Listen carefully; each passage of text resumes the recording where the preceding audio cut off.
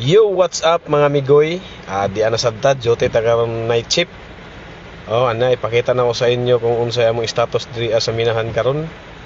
Grabe na ulan o dari among kaubanan. Shout out ko sa among kaubanan si Swan nga abti kay niwasing sa Hilux kay nakakuan siya tubig karon.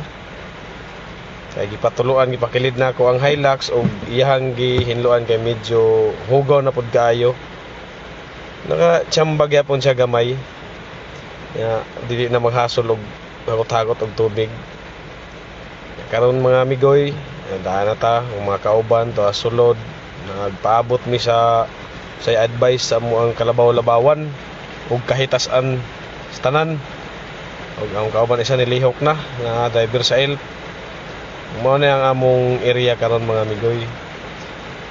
Shout out lang ko sa uban ng mga driver diya, mga kaubanan ug